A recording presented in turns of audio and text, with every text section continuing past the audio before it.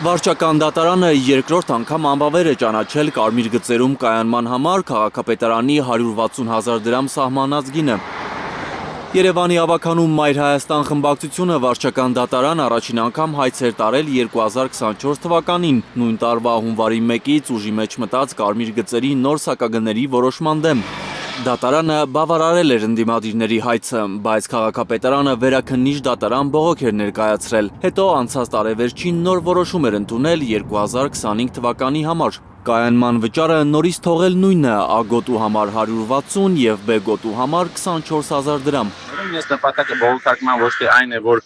արդարադատությունը վերականգնվի, այլ իրենք հասկանում են, որ կա բողոքարկման ինստիտուտ, որը ունի բազեր, եւ այդ բողոքարկելով իրենք կարող են անընդհատ մեկ միշտ գան գավականու նիստին Սուրեն Գրիգորյանը բարձրան ասի պարոն ինչու եք ասում, որ ախտել եք մենք դեռ բողոքարկել։ Երևանի քաղաքապետարանի խոսնակը Հայլուրին հայտնեց, որ վարչական դատարանի որոշումը հօգուտ Մայր Հայաստանի նորից են բողոքարկելու վերաքննիչ, անհրաժեշտության դեպքում վճռաբեկ դատարաններ։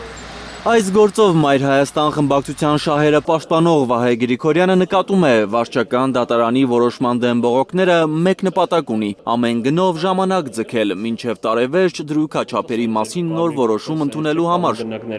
Բայց քաղաքապետարանի բողոքներն էլ չեն ընդունում վերաքննիչ ու վճռաբեկ դատարանները։ Երկու դատարաններն էլ ի պատիվ իրենց արձանագրել են, որ Երևանի քաղաքապետարանը առնվազն այն լիազորագրով, որը ներկայացվել է այդ գործով, իրավունք չունեն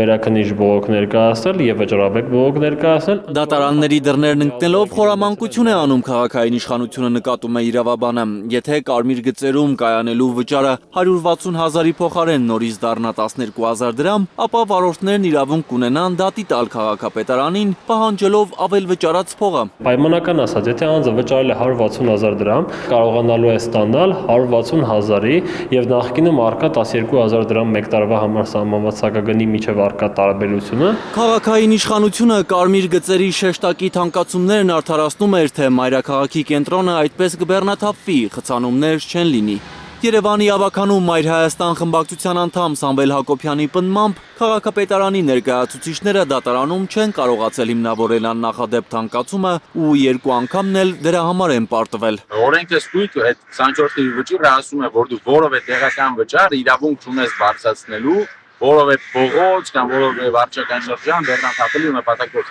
Այսինքն քո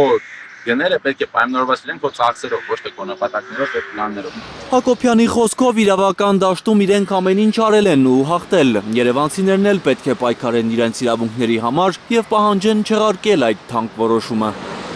Էդգար Ղուշչյան, Հենրիկ Համազասպյան, Նորայր Շարբաթյան եւ Հարություն Մաթեւոսյան, Հայլուր։